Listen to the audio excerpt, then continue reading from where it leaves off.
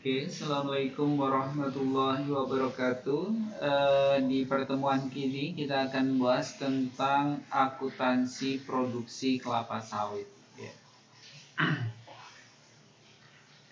Kalau di pertemuan sebelumnya kita sudah mendiskusikan tentang akuntansi panen, ya. Hari ini kita akan belajar tentang mendiskusikan tentang akuntansi produksi kelapa sawit. Jadi bagaimana kita melakukan pencatatan selama proses produksi kelapa sawit tersebut. Nah, ini adalah alur bagaimana proses kelapa sawit diproses ya, mulai dari tandan buah segar nanti sampai ketemu namanya CPO sebagai produk dari tandan buah segar. Nah, CPO inilah nanti yang akan diproses menjadi produk-produk kemasan, ya, seperti minyak goreng dan sebagainya, itu berasal dari CPO. Nah, mulai dari TBS atau tandan buah segar itu diterima di pabrik, maka akan dilakukan proses sterilisasi, ya. Nah, akan diproses di mesin bantingan sehingga akan memisahkan antara tandan buah kosong dan buah sawit. Jadi TBS ini akan dipisahkan, akan dirontokkan menjadi buah sawit dan tandan buah kosong. Nah, yang lebih sederhana, begitu terpisah, maka tandan buah kosong ini akan menjadi limbah, ya. Limbah cair yang ini nanti akan endingnya akan digunakan untuk pemupukan tanaman, ya. Jadi tandan buah segarnya itu akan dibalikkan ke kebun, ya, sebagai pupuk untuk ditanam kembali.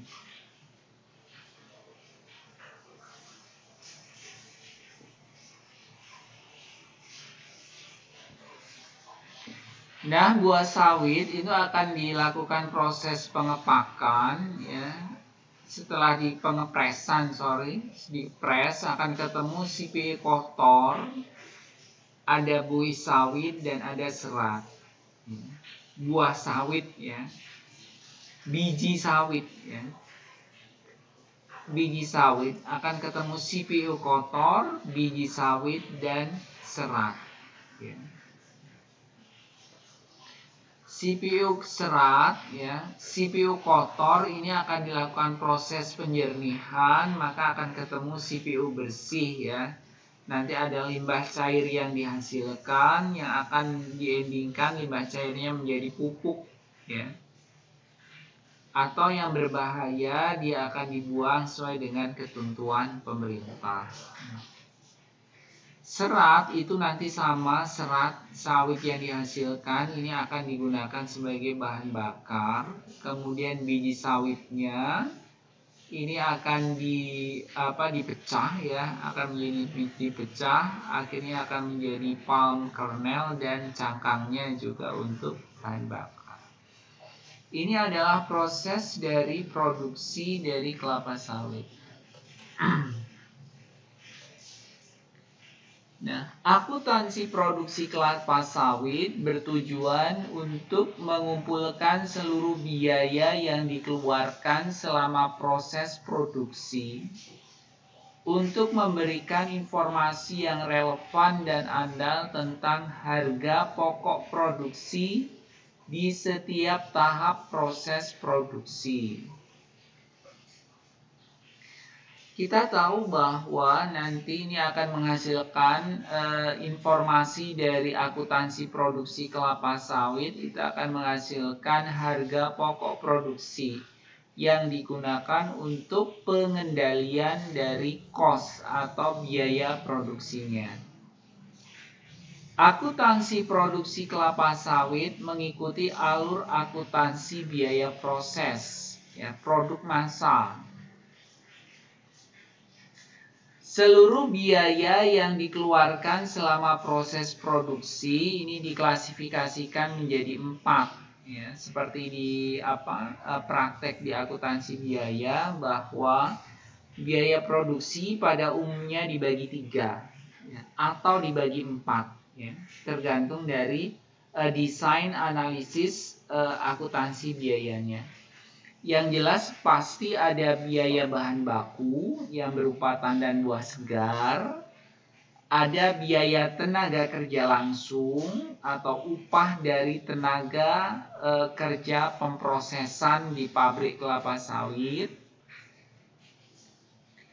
ada biaya bahan penolong, dan ada biaya overhead pabrik.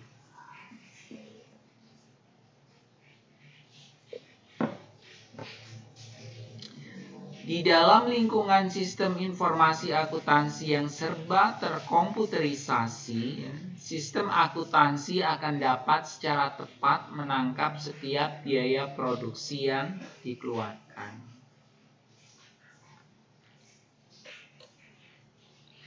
Ini adalah jurnal dari proses produksinya, ya, seperti biasa ya. Ada barang dalam proses biaya bahan baku pada persediaan tandan buah segar, yaitu ketika tandan buah segar itu masuk ke dalam proses produksi. Ada biaya dalam proses biaya tenaga kerja langsung pada kas atau bank, itu untuk mencatat biaya upah ya. Untuk mencatat beban upah itu adalah sebagai BDP, barang dalam proses biaya tenaga kerja langsung pada kas atau bank. Kemudian ada BDP, biaya bahan penolong pada persediaan bahan penolong.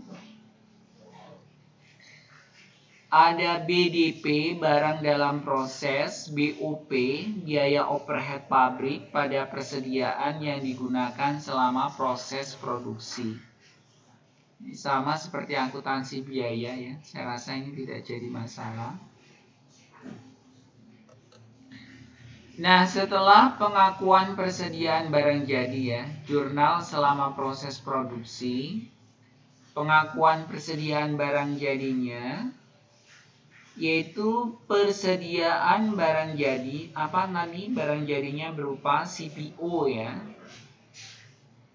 Itu adalah BDP, persediaan barang jadi pada BDP biaya bahan baku, BDP biaya tenaga kerja langsung, BDP biaya bahan penolong, dan BDP BOP.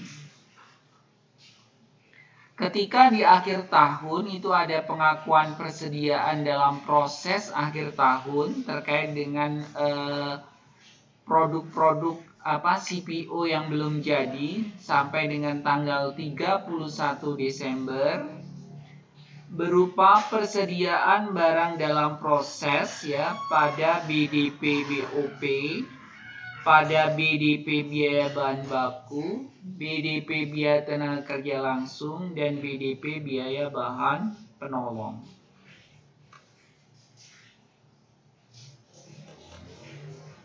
Nah, setelah ini kan terkait dengan jurnal ya, jurnal ketika proses produksi, ini jurnal ketika barang jadinya